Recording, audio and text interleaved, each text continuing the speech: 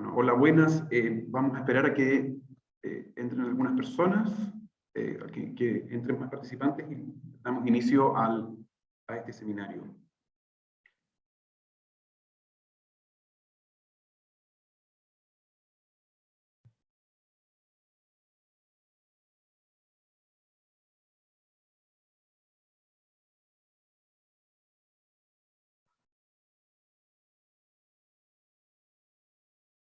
Bien.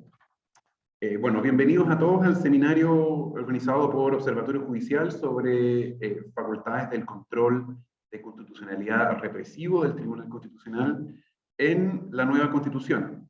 Todos sabemos que el Tribunal Constitucional es una de las instituciones más cuestionadas hoy en el régimen vigente y probablemente una de las más vulnerables al cambio constitucional. Y la mayoría de las críticas que hoy escuchamos en el debate público, en la televisión, en los matinales, etcétera, en los medios, se dirigen contra el control preventivo que le ha valido al Tribunal Constitucional este calificativo de tercera cámara. No se conversa en el debate público tanto sobre sus facultades de control represivo, que no son menos importantes y que de hecho constituyen la mayor carga de trabajo del Tribunal Constitucional. Y aquí también encontramos problemas muy importantes, como los efectos de la acción de inaplicabilidad, su naturaleza, su oportunidad, el retraso en la tramitación de las causas, y en el último tiempo ha sido precisamente a propósito de las facultades de control represivo que hemos presenciado una escalada de conflictos entre el Tribunal Constitucional y la Corte Suprema. Entonces, para conversar sobre este tema, contamos hoy con la presencia de tres excelentes invitados, especialistas, los tres en el tema, y que nos van a iluminar sobre la materia: Marisol Peña, Eduardo Aldunate y Camil Casol.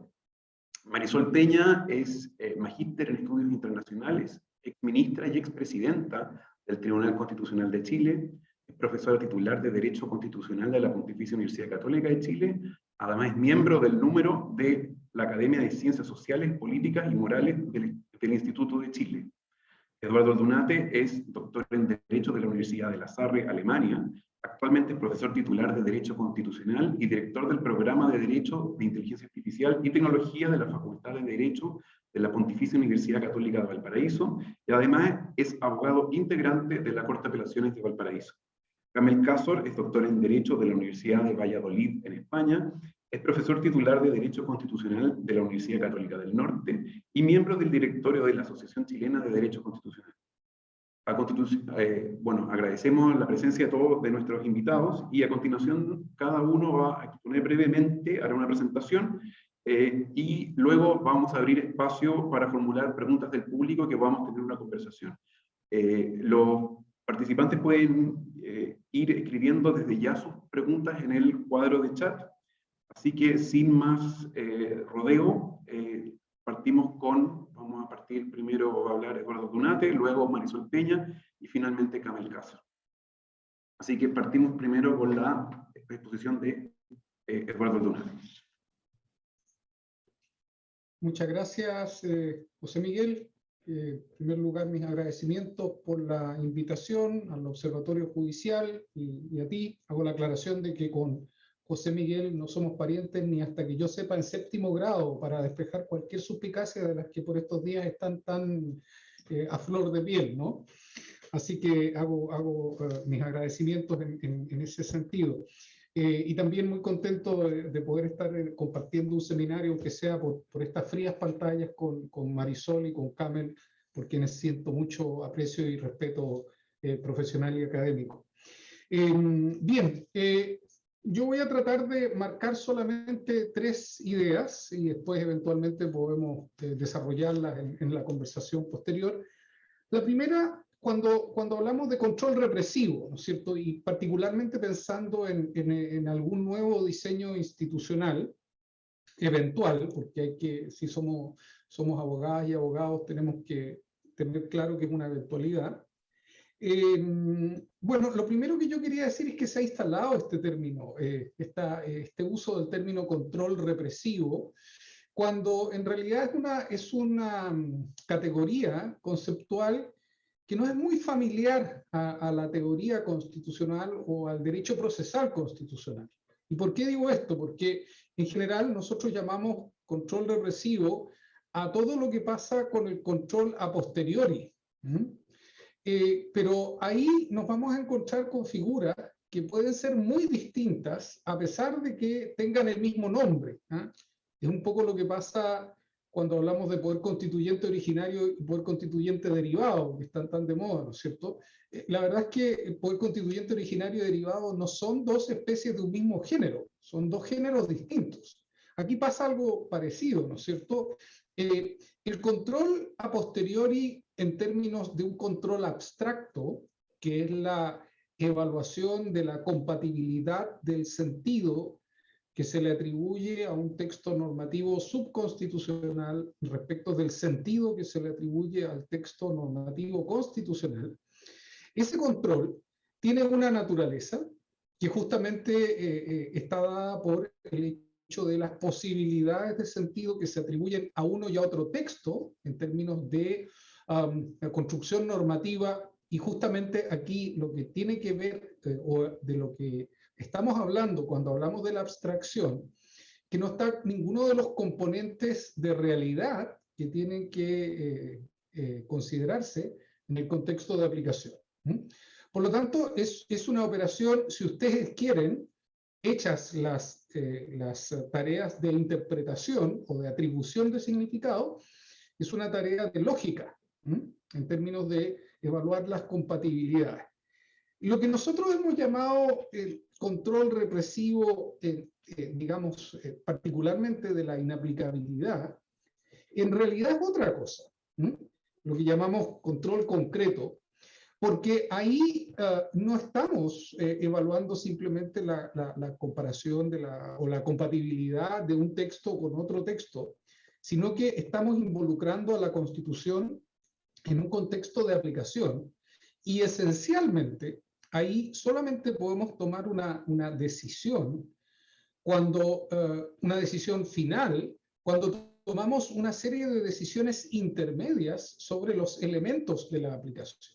En este sentido, el diseño que tiene actualmente nuestro sistema de control, por así decirlo, represivo, presenta una serie de problemas. Y estos problemas, y aquí viene el segundo punto, como digo, el primero era que quería plantear el hecho de que cuando hablamos de control represivo podemos estar hablando de cosas muy distintas cuando hablamos de control abstracto y control concreto, ¿no es cierto?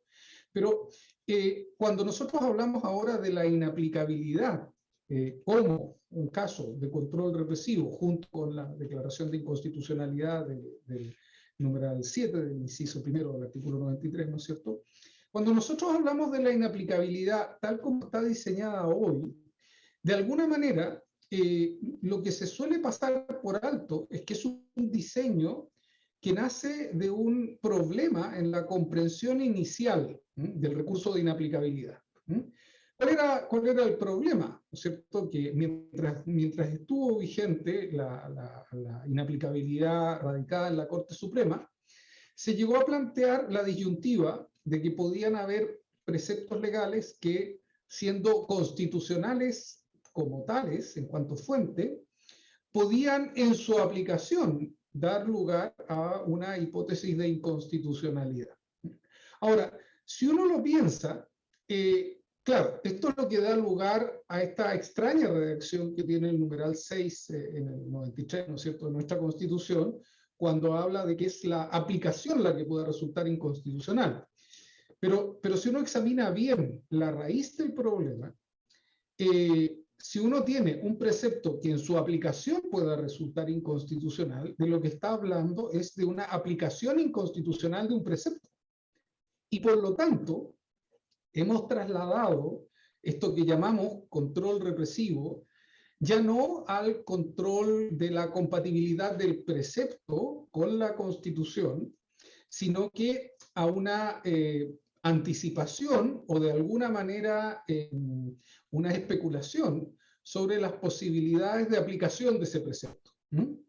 Y el Tribunal Constitucional se ha dado bastante trabajo para tratar de disciplinar esto, este encargo que le hace la Constitución, pero que de alguna manera es una ecuación insoluble, porque parte de las decisiones que hay que tomar para llegar a la conclusión de que la aplicación resulta inconstitucional, el Tribunal Constitucional no las tiene dentro de su jurisdicción.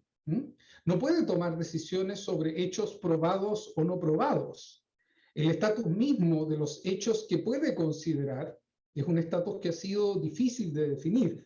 Entonces, de cara a un nuevo diseño constitucional, lo que uno tendría que hacer quizás es recoger un poco el carrete, volver a estudiar el problema inicial y tomar una decisión, y aquí viene el tercer punto que quería señalar, sobre qué cosas nosotros le vamos a pedir al Tribunal Constitucional. Personalmente, creo, y a la luz justamente de la convocatoria, de esta posibilidad que se ha dado en el último tiempo de conflicto, ¿no es cierto?, entre el Tribunal Constitucional y particularmente la Corte Suprema, creo que si uno quiere reforzar la posición de un Tribunal Constitucional en su función principal, en su función moderna principal en Estados unitarios, ¿no es cierto?, dejo de lado los Estados federales donde puede tener una competencia de solución justamente de conflictos o contiendas de competencia importante, pero en un Estado como el nuestro, uno debiese tratar de situar al Tribunal Constitucional como un órgano relevante en la defensa normativa de la Constitución. Y en ese sentido, debiese tratar de alejar al Tribunal Constitucional lo más posible de lo que es la actividad de juzgamiento, por una razón de legitimidad. Como el Tribunal Constitucional no tiene, y dudo mucho que en un diseño pertinente pudiera tener una legitimación democrática directa, su legitimidad reposa esencialmente en la fuerza en que pueda radicar sus decisiones en el derecho y que pueda hacer tolerable esta carga que implica imponer la supralegalidad constitucional, que siempre es antimayoritaria o contramayoritaria, con un fundamento muy sólido. Y por lo tanto se tiene que administrar, si ustedes quieren, usando las palabras de algún autor español, con un cierto grado de avaricia o mezquindad. Si nosotros ponemos al tribunal como una instancia que en cualquier momento puede ser llamada a decidir, incluso en causas de policía local, obviamente que estamos poniendo esa posible legitimidad en tela de juicio. Entonces, creo que de cara a un diseño institucional futuro, y obviamente que con esto estoy manifestándome de manera muy enfática en contra de la inaplicabilidad, pero en general uno debiese tratar de alejar al Tribunal Constitucional de una actividad de juzgamiento como juzgamiento de la instancia o incidente en la instancia. Actualmente la inaplicabilidad incide de manera muy sustantiva en la instancia, no en vano cuando alguien recurre a inaplicabilidad, salvo que esté buscando algún tipo de efecto procesal dilatorio, normalmente lo que trata de lograr es que el precepto impugnado, y porque es decisivo, como lo exige la Constitución, salga de la consideración que puede tener el tribunal que va a decidir la causa y por lo tanto que incida en la resolución de la causa. Entonces, creo que una opción importante sería tratar de alejar en cualquier modelo de control de esto que hemos llamado represivo, de tratar de alejar al tribunal de actividad de juzgamiento o incidente en el juzgamiento de otros tribunales. Ahora, si no se quiere tomar esta opción, porque obviamente esta es una de muchas opciones, ¿no es cierto?, la otra opción sería configurar derechamente al tribunal como un control, pero ya no de la fuente, no del precepto, sino que específicamente de la constitucionalidad del juzgamiento. Y ahí obviamente la actividad es muy distinta, se traslada a aspectos que pueden tener que ver tanto con fundamentación como con aspectos propiamente procesales, pero en ese caso habría que diseñarlo así, y ahí en rigor, si uno toma en cuenta en el derecho comparado las posibilidades que existen de impugnar actos judiciales, en realidad salimos de aquello que llamamos control normativo o control de fuentes o de textos normativos y pasamos derechamente a un tribunal de control de constitucionalidad de la acción o del actuar de la justicia, ¿no es cierto? Muy regularmente vinculado a la preservación de garantías o derechos fundamentales, o particularmente de derechos fundamentales relacionados con la tutela judicial efectiva o el debido proceso. Entonces, yo quería enfatizar la necesidad de tener claridad respecto a estos tres aspectos: la necesidad de distinguir lo que podría ser el control abstracto, que es el control normativo, de lo que es el control concreto como una cuestión que requiere elementos de decisión que no son la lógica normativa. Segundo, la revisión o la necesidad de revisar históricamente de dónde sale nuestra inaplicabilidad para detectar que el problema está en un error en esa concepción de que puede haber preceptos que en su aplicación pueden ser inconstitucionales, siendo que lo que muy probablemente va a ser inconstitucional va a ser el acto de aplicación, y ahí va a haber un problema. Y en tercer lugar, la necesidad de alejar el Tribunal Constitucional de cualquier tipo de acto de juzgamiento de los demás tribunales, o, si se quiere, en definitiva, mantener alguna competencia aquí, configurarla, pero ya derechamente, como un control de juzgamiento, y acotarlo a los aspectos de ese control que sean los que se quiere que revise el tribunal, y que además, ojalá, y esto creo yo debiese presidir, lo planteo también para la discusión, debiese presidir una reflexión sobre el diseño institucional, la necesidad de que, sea cual sea la composición y las competencias que se otorguen al Tribunal Constitucional, tienen que ponerlo en la posición equivalente a la importancia que tiene la Constitución. O sea, tiene que ser un tribunal con un grado, si ustedes quieren, de majestad y resguardos en términos de las competencias que se les otorgan, que permita que cuando ejerce esas competencias, ¿no es cierto?, no sea permanentemente, de manera justificada o no, puesto en el tapete o en la palestra su legitimidad. Esa sería mi contribución. Espero que haya sido una contribución. Muchas gracias.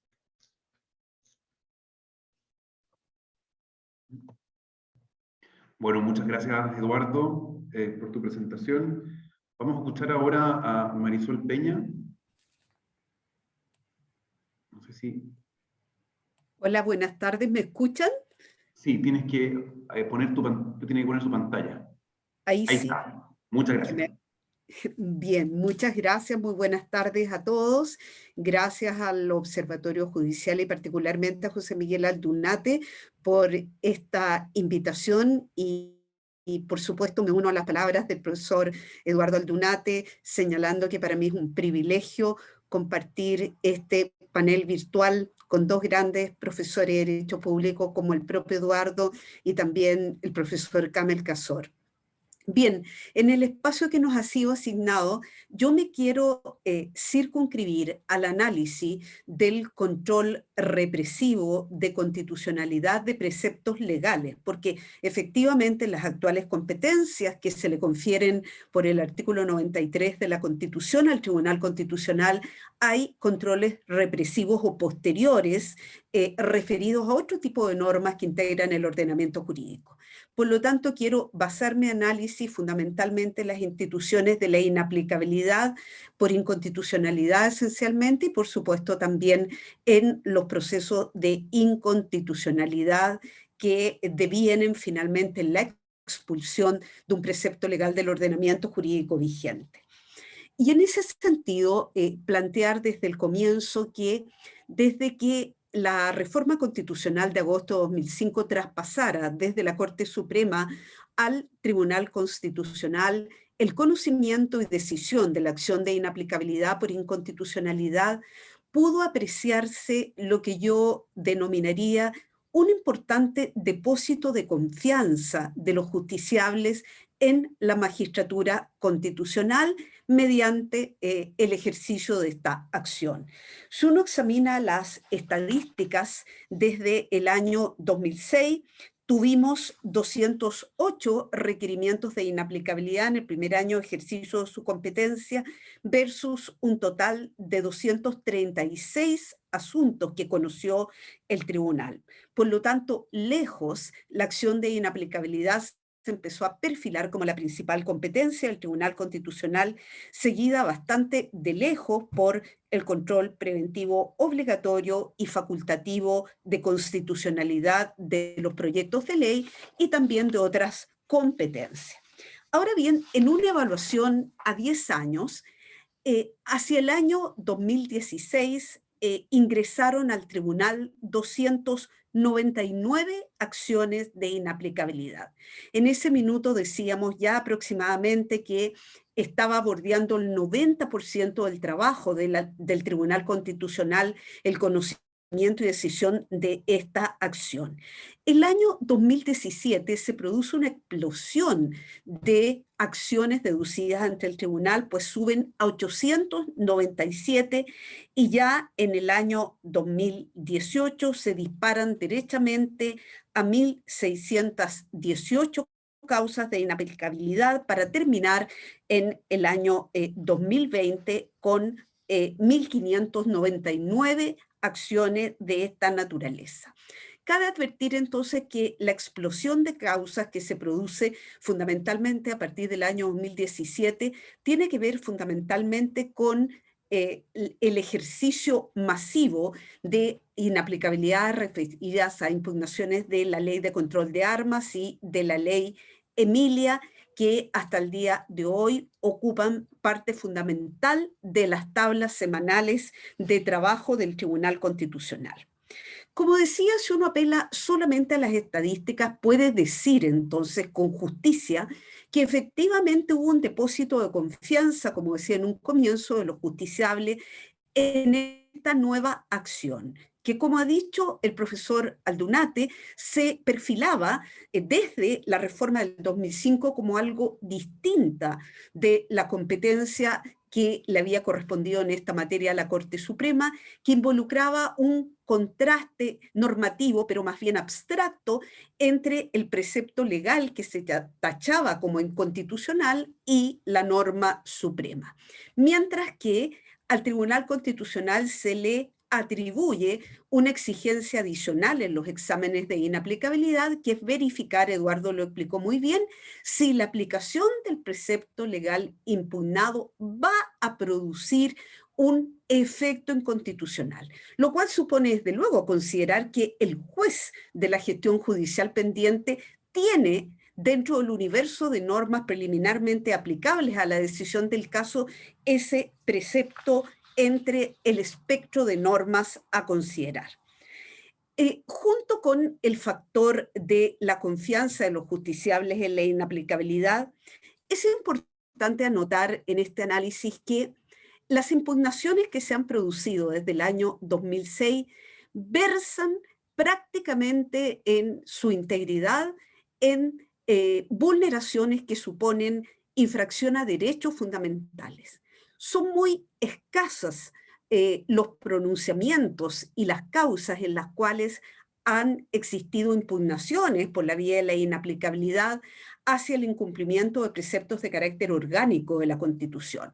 Probablemente un caso que se pueda citar fue la propia impugnación original del artículo 116 del Código Tributario, donde naturalmente se aducía la falta de competencia de los funcionarios administrativos del Servicio de Impuestos Internos, en quienes el director regional delegaba sus competencias jurisdiccionales.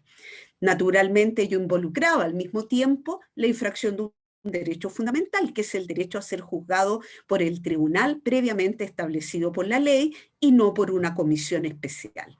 Pero la regla general es que se ha tratado de vulneraciones de derechos fundamentales. Y eso me permite levantar aquí una hipótesis de cara a lo que podría ser la regulación de la inaplicabilidad en la futura Carta Fundamental. Creo que a la luz de la experiencia de todos estos años, desde el 2006 a la fecha, podemos decir con justicia y con propiedad que la acción de inaplicabilidad se ha transformado en una suerte de amparo de derechos fundamentales que al menos en América Latina parte como una extensión del recurso tradicional de amparo habeas corpus mediante la institución del mandato de seguridad que fue aplicado a la luz de la Constitución brasileña de 1988 y que luego se ha extendido o ha proliferado en toda América Latina, entre ellos en Perú, en Bolivia, en Argentina, en Colombia, en Guatemala, en fin, en los diversos países. Y este amparo de derechos fundamentales parte de la base de que los tribunales o cortes constitucionales vienen siendo realmente los órganos de cierre del sistema jurídico en una etapa o estadio del constitucionalismo donde la principal preocupación está centrada en la defensa de los derechos fundamentales más que en el objetivo central del constitucionalismo primigenio que denominaba Fioravanti, que era el problema del control del poder. Sí, entonces la protección de los derechos fundamentales constituye, sobre todo en su naturaleza objetiva, la columna vertebral de la preocupación constitucional contemporánea. No es rara entonces la importancia que ha adquirido esta acción de amparo de derechos fundamentales o tutela en el constitucionalismo no solo latinoamericano, sino que de otras latitudes, como ocurre también en España. Y esto me permite sostener entonces que un curso de acción futuro, de sobrevivencia de la acción de inaplicabilidad, que de alguna manera se haga cargo del perfil que ha ido adquiriendo con matices que explicaré, es erradicar esta acción, pero en la forma de una acción de amparo donde la primera instancia podría perfectamente seguir estando constituida por las Cortes de Apelaciones que conocen hoy en primera instancia, digo, de las acciones de protección por infracción de los derechos fundamentales, y teniendo entonces el lugar de la Corte Suprema como segunda instancia al Tribunal Constitucional, de forma tal de que en un solo órgano se concentrara la definición del alcance del sentido de los derechos fundamentales, evitando un poco esta divergencia o esta verdadera guerra de corte que algunos han querido ver, más bien mediante una colaboración sana, constructiva entre el Poder Judicial y el Tribunal Constitucional.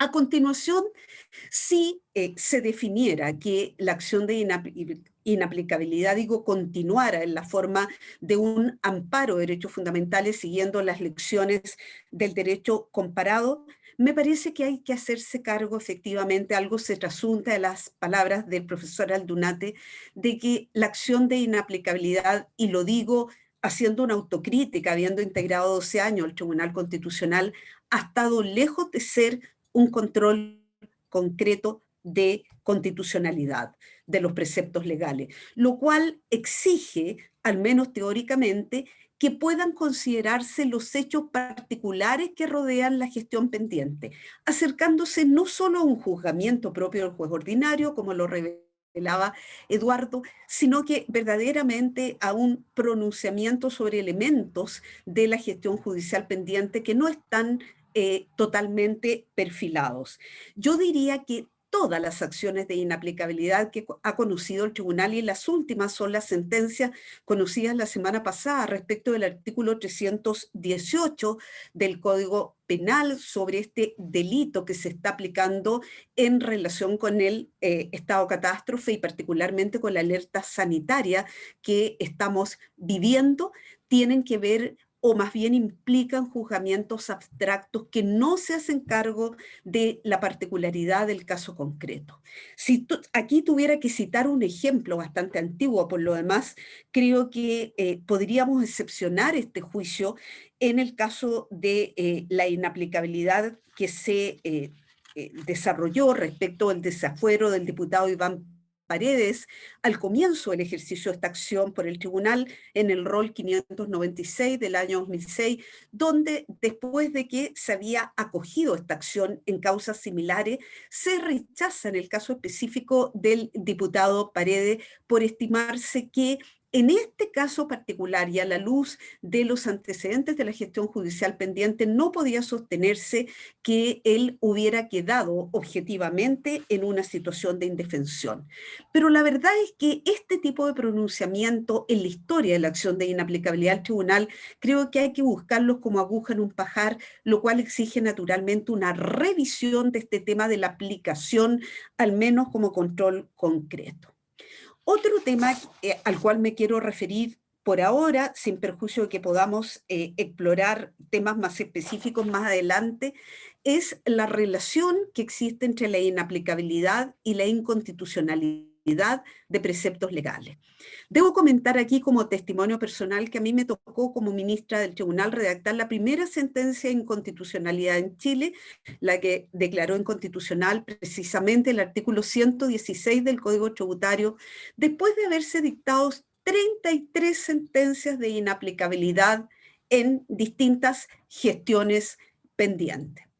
Pues bien, a la hora de redactar la sentencia de inconstitucionalidad, tengo que reconocer a esta altura del partido que resultó muy difícil diferenciar el razonamiento que se había hecho por el tribunal en las 33 sentencias previas de inaplicabilidad a uno que supone un control abstracto, donde el juez por naturaleza tiene que suponer que en todas las posibles hipótesis de aplicación de la norma el resultado va a ser necesariamente inconstitucional.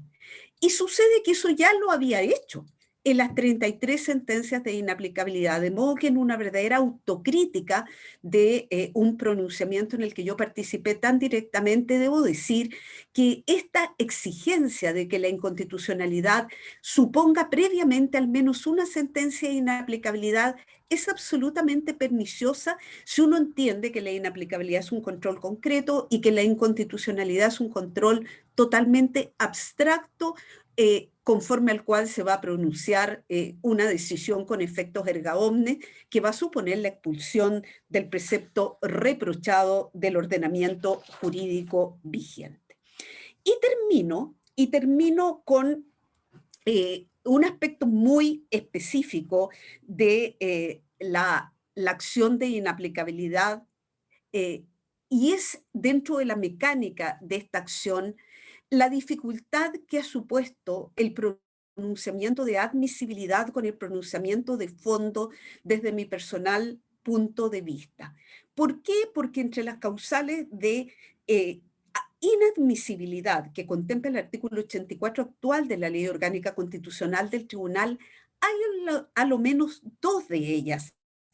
Una, que el precepto legal no vaya a resultar decisivo para la decisión de la gestión pendiente y que el requerimiento no tenga fundamento plausible, que son tan genéricas que, sobre todo en el último caso, falta de fundamento plausible, permite que las salas anticipen un pronunciamiento de fondo que solamente le compete al pleno del tribunal.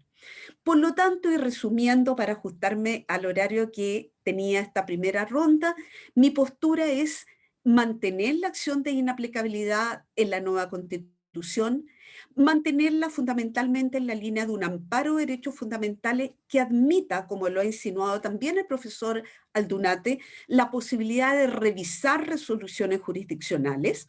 Me puedo referir en la etapa de las preguntas a algún caso en que esto efectivamente ha ocurrido.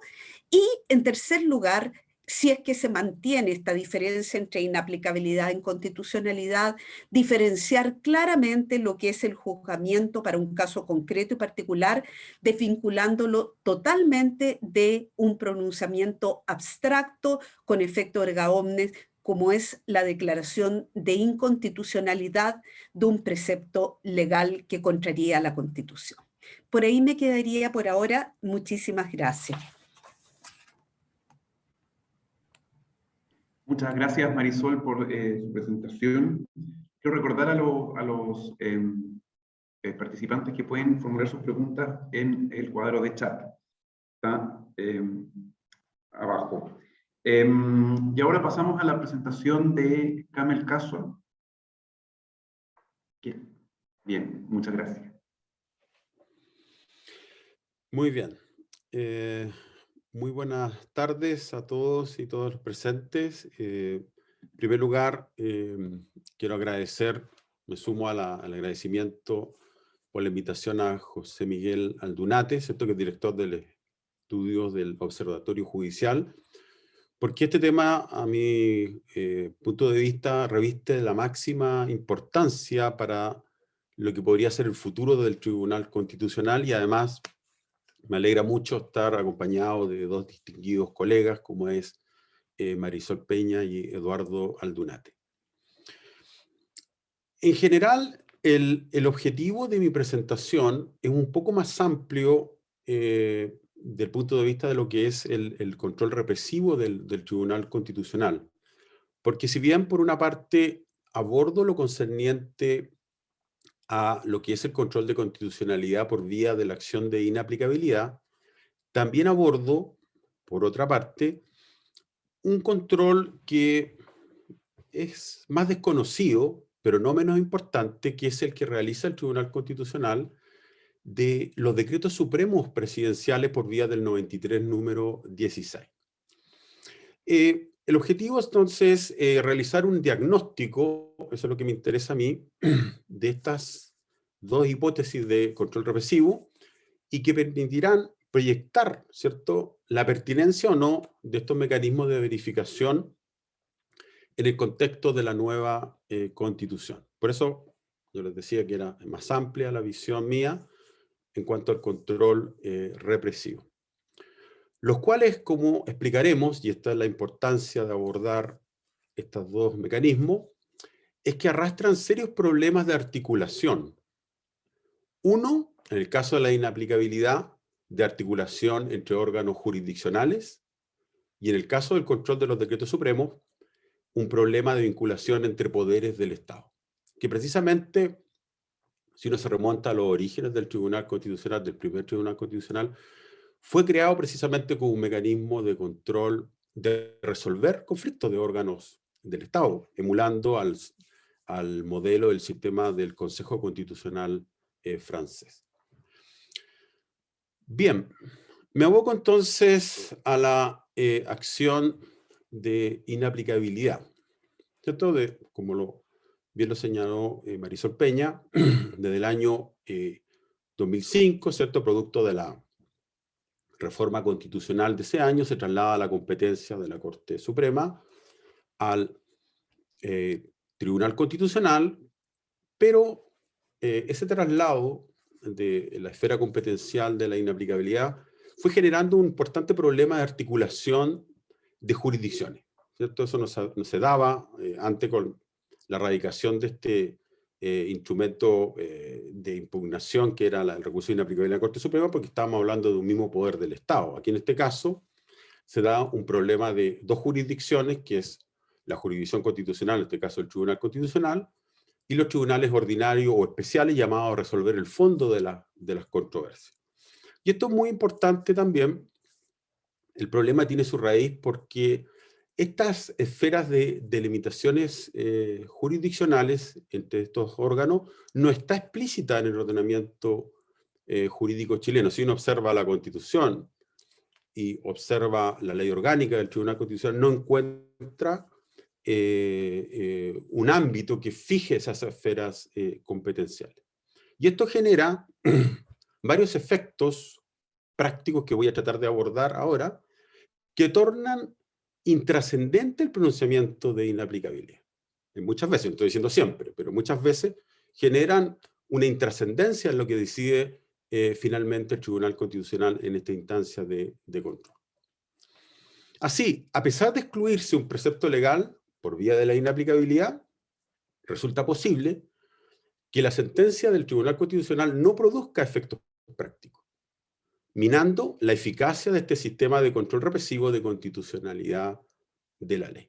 Claro, uno dice, hay un problema de eficacia práctica, pero aquí esto reviste la máxima importancia por cuanto, como lo señala la última cuenta del Tribunal Constitucional, el 93% de la actividad jurisdiccional del Tribunal Constitucional en los últimos 15 años está radicado precisamente en la acción de inaplicabilidad. Es decir, en la práctica, nuestro Tribunal Constitucional es un tribunal de inaplicabilidad, con más de 8.000 requerimientos presentados en el periodo 2006 a 2020. Fíjense, también la cuenta habla que en ese periodo, 2006-2020, dictó sentencias, 5.495 sentencias dicta el Tribunal Constitucional.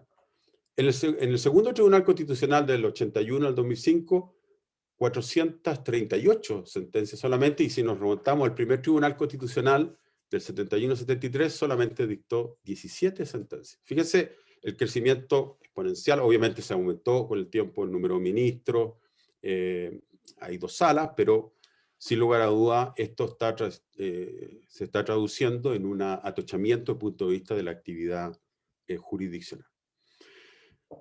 ¿Cuáles casos podríamos sistematizar y que ejemplifican lo que yo acabo de mencionar? Y acá quiero agradecer a un colega de la Universidad Católica del Norte, el profesor Gonzalo Cortés, que me ayudó a la recopilación de esta sistematización de jurisprudencia que voy a explicar brevemente. El primer grupo son casos que denomino de ley pantalla en inaplicabilidad. ¿Por qué se denomina así? Porque son aquellas hipótesis en las que los tribunales de fondo, a pesar de existir una declaración de inaplicabilidad de determinados preceptos legales, se niegan a declarar la ilegalidad sobrevenida de actos fundados en tales normas, reconociéndoles valor por haber sido dictadas o ejecutadas con anterioridad a la sentencia del Tribunal Constitucional. Hay varios ejemplos. Uno de los más conocidos es la sentencia 1801, el caso denominado del ministro de la Corte de Apelaciones de Valparaíso, el señor Gómez Montoya, ¿cierto?, que no recibió el pago del estipendio por bonos de desempeño, por no encontrarse en una situación de excepción del artículo 4º, inciso 5º de la ley 19.531, ¿cierto? Él deduce una acción de protección, como todos saben, se deduce una inaplicabilidad, el Tribunal Constitucional declara inaplicable, en ese caso particular, la aplicación de ese precepto, pero, sin embargo, la Corte Suprema y la Corte de Apelaciones del Paraíso acoge la protección, pero luego en la apelación la Corte Suprema rechaza el recurso de protección, por cuanto el reproche de ilegalidad, dice la Corte Suprema, contenido en el artículo 20 de la Carta Fundamental, debe existir al momento en que se verifica el actuar que infringe el daño al recurrente. Por lo tanto, no produce ningún efecto práctico una sentencia de inaplicabilidad del Tribunal Constitucional. El segundo caso, en que el precepto declarado inaplicable no resulta de aplicación decisiva para el juez de fondo. En estos casos, a pesar de la declaración de inaplicabilidad de un precepto que el actor propone como decisivo, el tribunal del fondo resuelve el asunto con prescindencia de esa norma. Un ejemplo, que fue, además que desembocó posteriormente en uno de los 6 casos que el tribunal ha declarado la inconstitucionalidad a propósito del artículo 38 ter de la ley de ISAPRE. Hay una acción de inaplicabilidad, la 1287, donde un cotizante recurre de protección contra el ISAPRE por aplicación de las tablas de factores de riesgo, ¿cierto?, prevista en el artículo 38 ter de la ley de ISAPRE, y luego acciona de inaplicabilidad. Y el Tribunal Constitucional acoge la inaplicabilidad, pero la Corte rechaza el recurso de protección y considera que el artículo 38 ter nunca fue aplicable al recurrente en vista de la fecha de la suscripción del contrato. El otro caso es el que en el estadio procesal de la gestión pendiente impide excluir el precepto inaplicado. En estos casos, el tribunal de la gestión pendiente no está en condiciones de revisar la aplicación del precepto inaplicado, pues el recurso deducido no resulta idóneo en sí mismo para dicho fin. Hay varios ejemplos, son sentencias más recientes, la sentencia del Tribunal Constitucional 3.853, donde hay una gestión pendiente ante la Corte Suprema, que es un recurso de unificación de jurisprudencia respecto de la posibilidad de que funcionarios públicos impetraran la tutela laboral prevista en el Código del Trabajo, ¿cierto? El Tribunal Constitucional declara inaplicables los artículos 1º, inciso 3º y 485 del Código del Trabajo, y la Corte Suprema rechaza la unificación de jurisprudencia, indicando que al excluirse del caso concreto los preceptos legales que que sirvieron de base al pronunciamiento que se revisa, es imposible contrastar la sentencia de nulidad con otros fallos sobre la materia. Y el otro caso es la sentencia 8.995 de inaplicabilidad, donde la gestión pendiente es un recurso de apelación deducido ante la Corte de Apelaciones de San Miguel respecto de la sentencia que rechazó el abandono del procedimiento en sede de cobranza laboral, por aplicación del artículo 429 del Código del Trabajo. El Tribunal Constitucional declara inaplicable dicho precepto y la Corte de Apelaciones de San Miguel declara inadmisible la apelación por no ser procedente dicho recurso en contra de resoluciones como la impugnada, y el fallo de primera instancia queda entonces firme. Como se podrán dar cuenta de lo expresado precedentemente, debemos poner de relieve la real dificultad de articular las competencias de la justicia constitucional y los tribunales de fondo, en el marco de un sistema de revisión constitucional represivo como el que configura actualmente en Chile. Esta imprecisión con que han sido configuradas normativamente los efectos del pronunciamiento de inaplicabilidad en cuanto al tiempo, unido a un mecanismo de inaplicabilidad diseñado en base a un control concreto, así como la necesidad de analizar la verdadera trascendencia que el precepto impugnado tenga efectivamente en el proceso judicial, que se resuelve a su amparo, tornarían desaconsejable mantener el modelo actual de inaplicabilidad. Es decir, es un modelo que en la práctica genera la máxima actividad jurisdiccional de un órgano y hay ejemplos muy concretos que no es eficaz desde el punto de vista del cumplimiento de las sentencias que está dictando. Asimismo, la práctica ha demostrado que el tribunal ha oscilado entre un control, ya lo mencionaron anteriormente Marisol Peña y Eduardo Aldunate, entre un control evidentemente abstracto de la constitucionalidad de la ley, que resulta impropio de la inaplicabilidad, o un control concreto, en que el tribunal se inmiscuye a veces en aspectos relativos a la aplicación de la ley, lo que es tarea privativa de los jueces de fondo. Surgiendo la imperativa duda, como lo destacó muy bien Catalina Salem en su proyecto de tesis doctoral que me tocó a mí participar en la Pontificia Universidad Católica de Santiago, de si la inaplicabilidad es un mecanismo de control de la actividad jurisdiccional del juez de fondo, o si en definitiva es una forma de control de la ley y por ende un control de la actividad del legislador, que también lo adelantó el profesor Eduardo Aldunate. También habría que agregar otro tema que no es menos importante, que la carencia de una norma que haga vinculante las interpretaciones del Tribunal Constitucional ha determinado muchos de sus lineamientos hermenéuticos no hayan sido recogidos por los restantes tribunales. Por ejemplo, en las interpretaciones conforme a la Constitución realizadas respecto a los artículos 186, 277 del Código Procesal Penal o el artículo 2331 del Código Civil, entre otros, han tenido reducida recepción jurisprudencial. Otro síntoma más de que es un sistema que funciona deficitariamente. Ahora, se podría plantear como una conclusión final en este punto que los artífices de la reforma de 2005 no previeron las consecuencias en torno al problema de delimitar y articular las esferas jurisdiccionales entre el Tribunal Constitucional y el juez de fondo, al momento de introducir el mecanismo de control concreto en un sistema concentrado de jurisdicción constitucional. Eso no es la regla general, ¿cierto?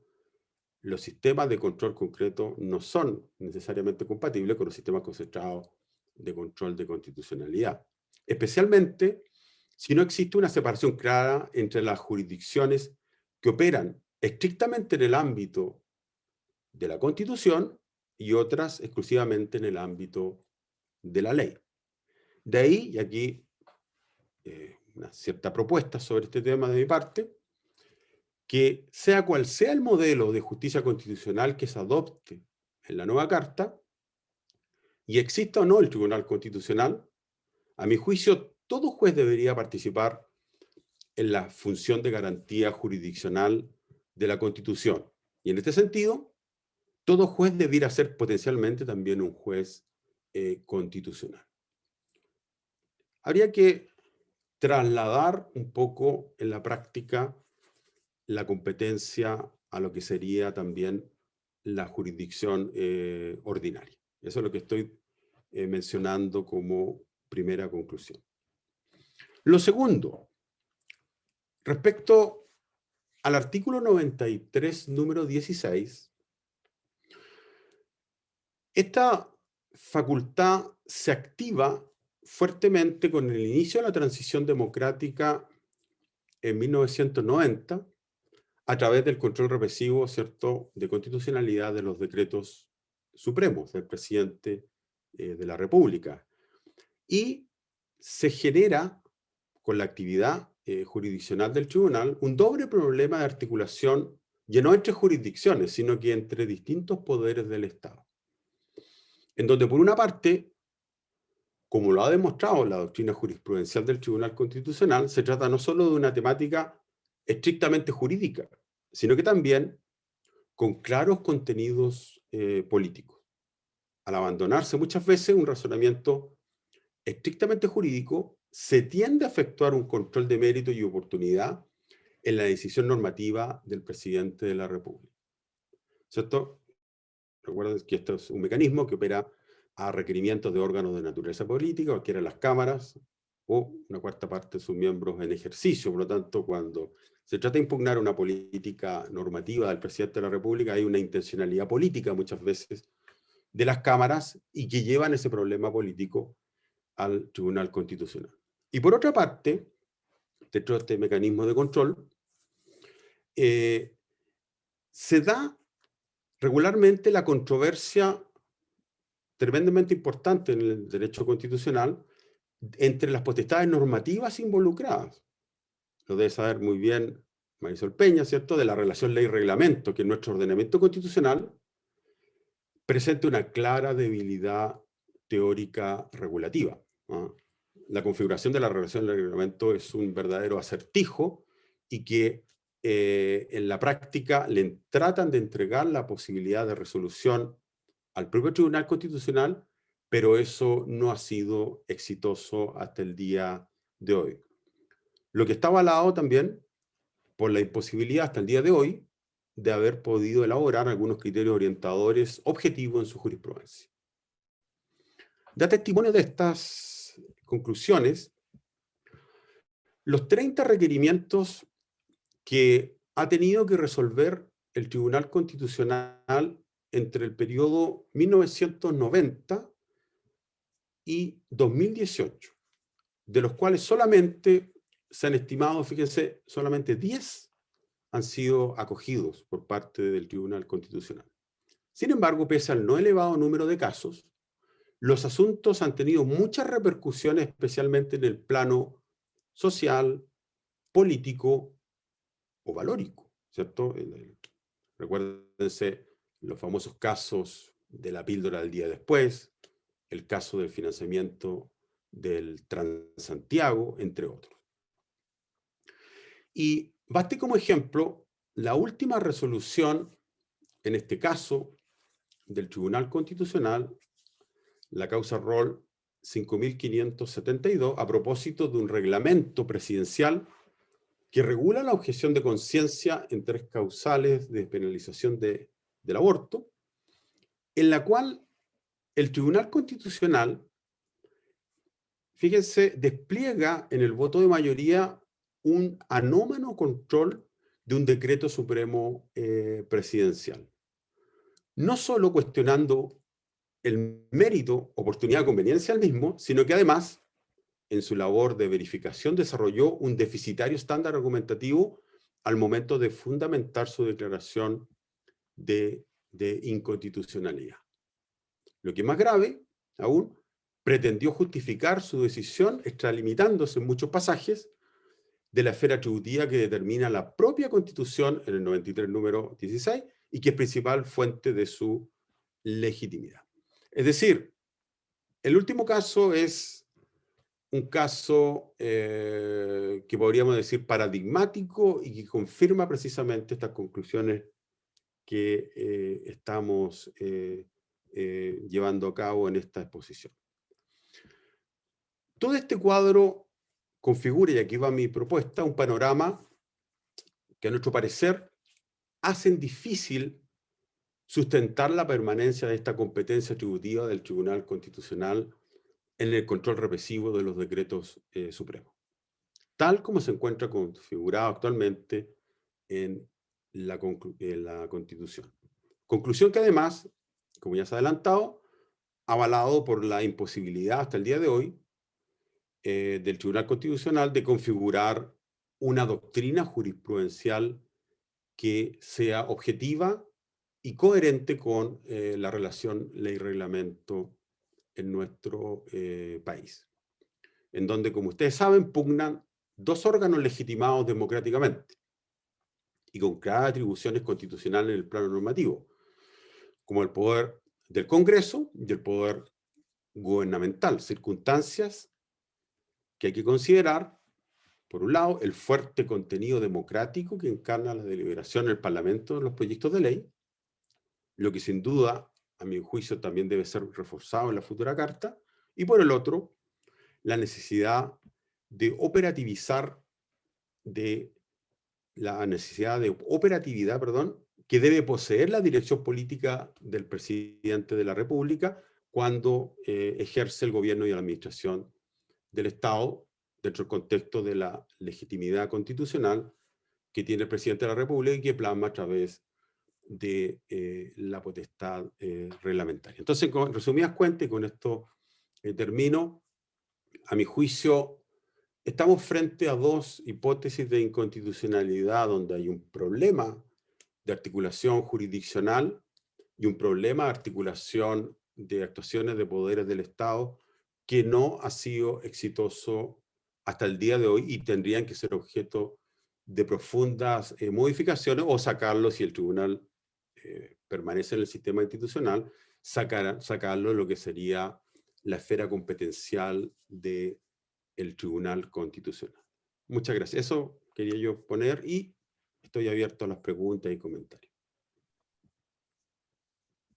Bueno, muchas gracias, Kamel, y bueno, invito a Marisol y a Eduardo también a prender sus cámaras para que tengamos una pequeña conversación porque ya estamos acercándonos a la hora de término. Pero yo quería preguntarles, en primer lugar, porque la Corte Suprema dijo hace un par de años que los tribunales de la justicia ordinaria podían declarar la derogación tácita de los preceptos preconstitucionales.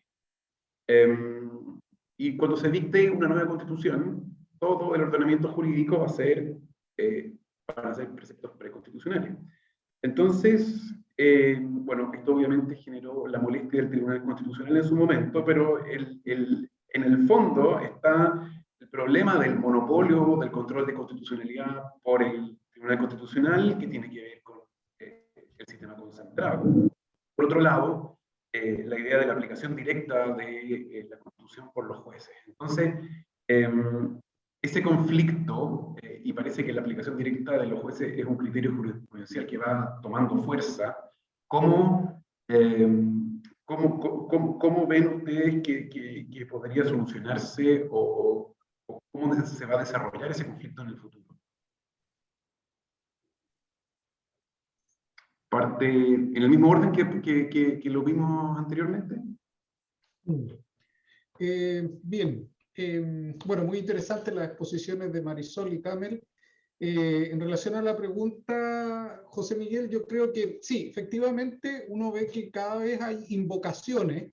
No me atrevería a llamarlas aplicación de la Constitución, más bien son invocaciones, muchas veces invocaciones de principio, y yo agregaría no solamente constitucionales, a veces de instrumentos internacionales que la justicia de la instancia incorpora en resoluciones y colgándome de algo que hacía Kamel, a veces con un estándar argumentativo bastante débil. ¿Ah? O sea, a veces la mera referencia a un principio y luego la resolución, ¿no es cierto? Entonces, yo creo que ahí el tema está efectivamente planteado en la praxis judicial. Si uno dijera, mire, los jueces están aplicando consistentemente la Constitución de una manera sistemática y fundada, yo creo que no sería tanto problema como la situación actual en que la Constitución y otros principios a veces es más bien una especie de excusa, ¿ah? Que se saca como de la cartuchera, como del bolsillo del mago, ¿no es cierto?, cuando no quiero aplicar la ley. Tan sencillo como eso, y hemos visto muchísimos casos en el último tiempo, fallos, y estoy diciendo fallos contra ley expresa. ¿Ah? Entonces, ahí, claro, claro, yo tendería en esa dimensión a estar de acuerdo con Marisol, en el sentido de que a lo mejor uno podría construir un tipo de control de correcta aplicación de la Constitución, partiendo de la base, y estaba sugerido en una de las preguntas, me parece, en el chat, de que los jueces van camino hacia una especie de control difuso. Entonces la pregunta es, bueno, si los jueces van a un control difuso, que alguien controle eso. Ahora, la pregunta sería si se va a controlar vía, entre comillas, casación constitucional, no, obviamente no es un término técnico, pero para decir si lo vamos a radicar a nivel de Corte Suprema, o una competencia sí va a quedar radicada como un amparo constitucional. Y ahí me acuerdo de una figura bien interesante, no digo que tenga que ser la solución, pero uno podría reflexionar a algo parecido. En algún momento la Constitución mexicana y el sistema de amparo mexicano estableció como garantía constitucional la correcta aplicación de la ley. Y por eso es que además desapareció la casación en México, ¿no es cierto? Porque al final eso se resolvió vía amparo. Entonces yo, resumiendo, diría dos cosas. Uno, hay que hacerse cargo de eso, porque efectivamente está sucediendo, y a mí me preocupa que no esté sucediendo rigurosamente. ¿Ah? El problema no es tanto que suceda, sino que no suceda con estándares de argumentación sistemáticos. Y segundo, que vista esa evolución, y obviamente dependiendo aquí muchas cosas, hay un tema que no hemos comentado, pero aquí entra un tercer elemento en juego, que es el tema del recurso de protección.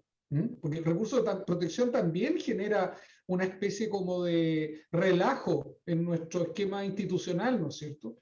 Pero digo, el segundo punto entonces sería, supuesto que se está dando esa práctica como práctica constitucional, judicial, ¿en qué instancia eso se va a controlar para evitar que el fenómeno contrario, ¿no es cierto? No un tribunal que tenga muchas competencias, sino que una constitución que venga a no significar nada, porque por la vía del control difuso cada uno dice lo que quiere de la Constitución y todos quedamos contentos porque es la Constitución. O sea, los abogados y abogadas somos expertos para hacernos lesos nosotros mismos. Esa es la conclusión a la que yo llego mientras más viejo me pongo. O mientras menos pelo tienes. O también, ha sido equivalente. Está defendiendo Marisol ahí, lo que me dice. Bueno, me voy a aprovechar de este pequeño detalle de confianza, porque nos conocemos los tres hace muchos años, ¿verdad? Y hemos trabajado juntos en muchas oportunidades. Quiero referirme a la pregunta de José Miguel con un ejemplo.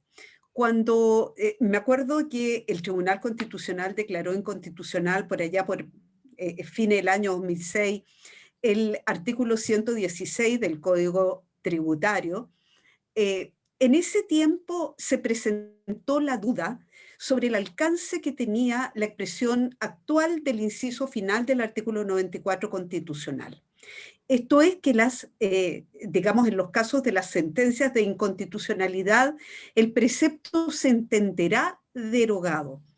Y en ese tiempo, quiero recordar y ponerlo aquí como testimonio, como ejemplo de lo que debiera ser para evitar la guerra de corte, nos reunimos almorzar con la Sala Constitucional de la Corte Suprema, que a la sazón era presidida por el ministro Ricardo Gálvez, para analizar estos temas de derogación de normas versus lo que la doctrina que nosotros tres cultivamos denomina la inconstitucionalidad sobrevenida. Y a raíz de ello fue que llegamos a una solución, creo, bastante equilibrada, que tenía que ver con el hecho de que hablamos de derogación cuando no se produce mayor alteración en el sistema de fuentes del derecho, esto es que mediante una norma posterior del mismo rango se priva de efectos a la norma anterior. En cambio, este efecto tan potente e innovador en el sistema de fuentes del derecho, de que las cosas no se deshagan de la misma forma en que se hicieron, vale decir que una sentencia prive de efectos a una ley, por lo demás aprobada democráticamente en el Congreso Nacional, no obedece técnicamente, José Miguel, a una derogación, sino que a una inconstitucionalidad sobrevenida. Y yo quiero aquí decir que ese ejemplo, para mí por lo menos, que es un ejemplo que lo viví personalmente, me parece muy significativo de cara a lo que podría ser el debate respecto a la nueva Constitución y situaciones en las cuales la nueva Constitución pudiera introducir una regulación distinta a la que actualmente tenemos. Me parece que eso no sería simplemente un problema del juez de fondo, como decir la ley posterior sencillamente prevalece sobre la ley anterior, sino que un tema de inconstitucionalidad sobrevenida, de cómo a nivel del precepto o del ordenamiento de la máxima jerarquía hay una mirada, hay un fundamento, hay principios que han sido concebidos de forma distinta en el tiempo. Quiero aprovecharme del pánico de que estoy tratando este tema para solo puntualizar algo que me dejó pensando de lo que dijo Kamel. Efectivamente, cualquiera sea el diseño que se adopte, va a ser fundamental que el órgano de cierre constitucional, me gusta usar esta expresión porque ustedes bien saben, Eduardo, Kamel, que es bastante frecuente en el derecho comparado, ya sea la Corte Suprema u ojalá sea para mí el Tribunal Constitucional, tiene que ser un órgano que goce de suficiente imperio en lo que se respecta a su sentencia. El Código Procesal Constitucional del Perú lo dice expresamente. Las sentencias del Tribunal Constitucional son vinculantes para todos los poderes del Estado. Y Kamel mencionó varios casos en los cuales esto no había sido así, entre ellos el famoso artículo 186 del Código Procesal Penal, donde es uno de los casos, entre paréntesis, en que se impugnaba más bien la interpretación que el juez estaba haciendo de la norma que se refiere a cualquier persona que se vea afectada por una investigación criminal que no haya sido debidamente formalizada. Y termino diciendo que en ese contexto creo que es fundamental que establezcamos el efecto vinculante para que no ocurra además, y voy a traer un ejemplo más presente aún, lo que ocurrió con la sentencia Roll 7442 del Tribunal Constitucional, en la que, pronunciándose sobre un requerimiento deducido por la Corte de Apelaciones de Antofagasta, caso famoso en que una profesora quiso retirar todos sus fondos previsionales de una AFP para pagar un crédito hipotecario, de forma tal que evitara el remate de su casa. El tribunal en ese caso rechaza por las razones que podemos leer en la sentencia la posibilidad de interpretar de esa manera el precepto, rechaza la inaplicabilidad y cuando la Corte de Apelaciones falla el recurso de protección, que era la gestión pendiente, hace todo un análisis por lo demás de mérito tremendamente crítico del actual sistema de capitalización individual y decide exactamente lo contrario a lo que era la ratio decidendi del Tribunal Constitucional. Bueno, esto quiero terminar diciendo, le hace mucho daño a la comunidad jurídica y a los justiciables porque nos resta certeza y seguridad jurídica. Porque finalmente desde el punto de vista del abogado del ejercicio veo que aquí hay personas que tienen deducida entre los asistentes acciones de inaplicabilidad ante el tribunal, finalmente los obliga a tener un tipo de argumentación según litigan ante los tribunales ordinarios y otro tipo de argumentación si es que litigan al Tribunal ante el Tribunal Constitucional. Y yo creo que definitivamente hay que evitar esa dualidad. Perdonen que me haya extendido sobre este punto, pero me parecía muy importante. Gracias. Sí, estoy de acuerdo con la argumentación de Marisol. Sería mejor hablar de inconstitucionalidad sobreviniente. Yo creo que esa sería una buena argumentación para entender este fenómeno de la derogación tácita. Ahora, la pregunta es por qué se dio esa posibilidad de tomar esa atribución los tribunales ordinarios. Yo creo que precisamente fue un problema,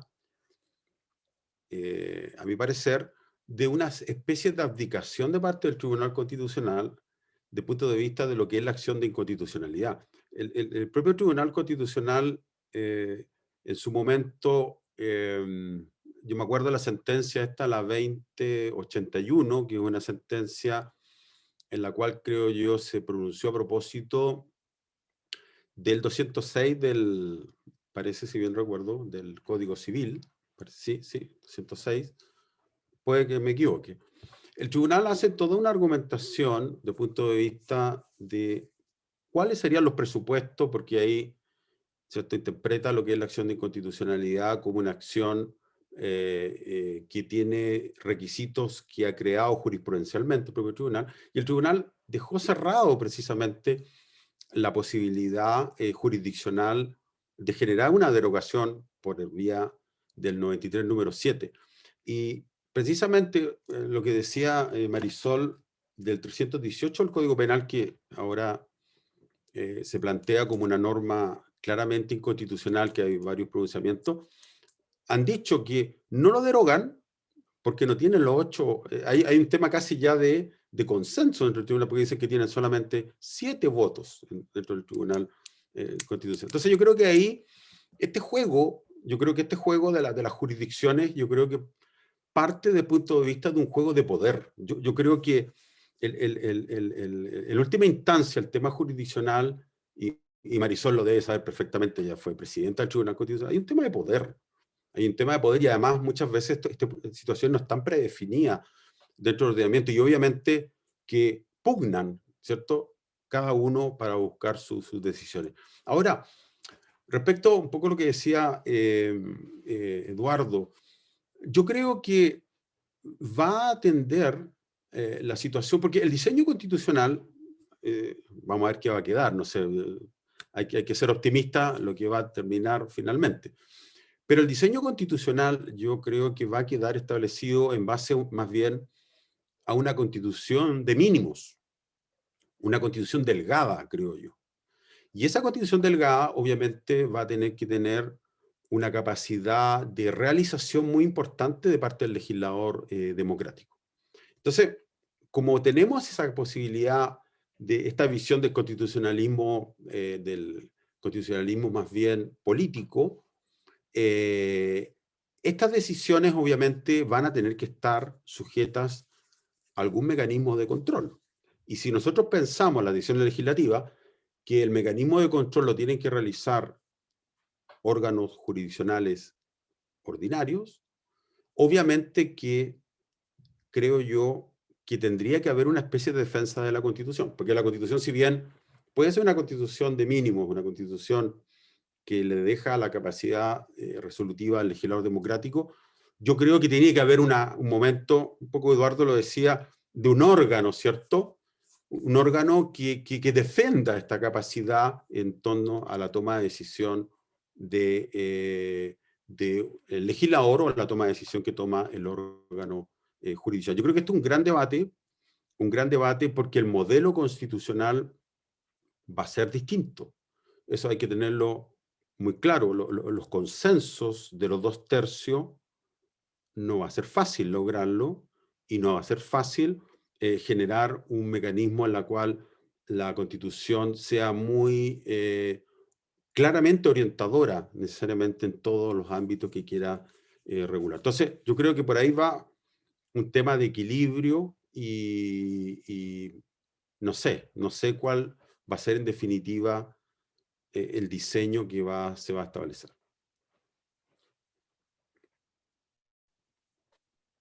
Bueno, hay varias preguntas del público, no las vamos a hacer todas porque además son asuntos interrelacionados, donde se ha ido respondiendo un poco algunas preguntas en las distintas respuestas que ustedes ya han dado. Pero aquí hay una que me parece interesante, que se la hacen al profesor Camel Caso, pero me parece que interesante para todos, porque es un punto que nos ha tocado tanto, que es si cree que es pertinente introducir en la nueva Constitución alguna norma jurídica que venga a colmar o más bien regular la eventual laguna legislativa que generaría la declaración de inconstitucionalidad del precepto legal en nuestro ordenamiento jurídico. Es decir, si alguna medida de devolución al Congreso o al órgano legislativo. Yo creo que sería interesante eso, sería muy interesante desde el punto de vista de la capacidad de un diálogo, desde el punto de vista de lo que vendría a ser la decisión del tribunal, con la deferencia que tiene que tener al órgano político. Yo creo que sería una muy buena implementación, una muy buena...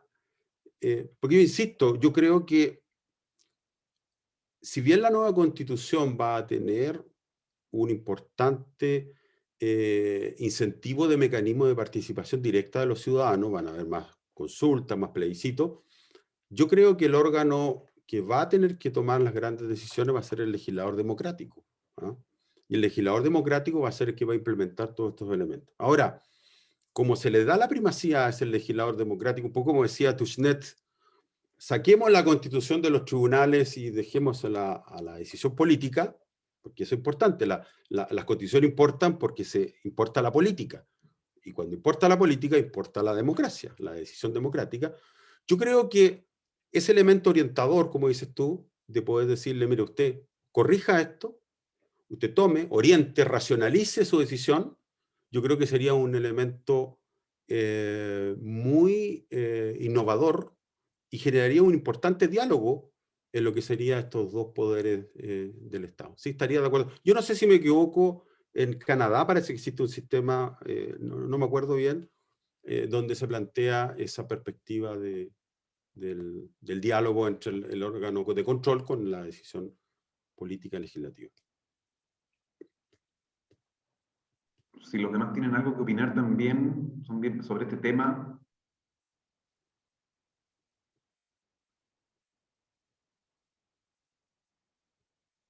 ¿No se escucha, Marisol? Está en silencio. No podía activar el micrófono. Yo quiero simplemente, en respuesta a la persona que formuló la interesante pregunta para Camel, contar el ejemplo de la sentencia Roll 1710 del año 2010. Es la sentencia en virtud de la cual el Tribunal Constitucional declaró inconstitucional las 4 letras del artículo 38 ter, a las cuales Camel se refirió por la vía de la inaplicabilidad, ¿verdad?, contenidas en la ley de ISAPRE y que determinaban en el fondo los elementos constitutivos de la tabla de factores. Bueno, ocurre que esa sentencia es una sentencia claramente exhortativa, porque el tribunal se dio cuenta que aquí se iba a generar un vacío y que, yo lo dije por lo menos mi voto particular de esta manera, que podía producirse eventualmente un efecto más inconstitucional del que se trataba de prever, como es que finalmente el precio de los planes de salud quedara entregado libremente al principio de la autonomía de la voluntad, donde la parte más fuerte, que es la ISAPRE, de alguna manera termina subordinando al afiliado. Bueno, y estamos de cumpleaños, 11 años desde esa exhortación legislativa y nada ha acontecido. Y todos sabemos, Eduardo fue director de la Academia Judicial, estuvo muy ligado a los temas de tribunales. Todos sabemos, porque los presidentes de la Corte Suprema por lo demás lo dicen en el discurso inaugural del año judicial, todos los años estamos llenos de recursos de protección por las alzas de los precios de los planes de salud. Entonces, uno se pregunta ahí, de cara nuevamente a nuestro gentil auditor y espectador que nos hizo la pregunta, ¿de quién es la culpa realmente? ¿De quién es la culpa? ¿Es la culpa del Tribunal Constitucional? Bueno, el Tribunal Constitucional hizo lo que hizo y créanme que yo puedo dar testimonio ahora del debate, cuánto nos lamentamos no tener por ejemplo, la facultad moduladora de sentencias que tiene el Tribunal Constitucional Federal Alemán, donde puede exhortar al legislador y al mismo tiempo decirle, mire, dentro de 6 meses esperamos que usted haga esto. Y bueno, hay que reconocer que allí el Tribunal Constitucional goza de mucho prestigio. Por lo tanto, al legislador en Alemania no se le ocurre no cumplir la exhortación dentro de ese plazo. Y además un importante factor, yo diría, de accountability de parte de la ciudadanía, porque está mirando que en un tema tan vital, bueno, hay una sentencia, se constató la inconstitucionalidad y se le devuelve deferentemente, quiero tomar la idea de Kamel, a quien debe regular las políticas públicas. En realidad, si no le corresponde regularla a los jueces, le corresponde verdaderamente a los órganos democráticamente electos. Entonces, yo quería poner el caso de esa sentencia donde quienes integrábamos en ese momento el tribunal nos lamentamos profundamente de no tener en verdad esta facultad normativa moduladora de sentencias que sí existe en el derecho comparado respecto a otras cortes.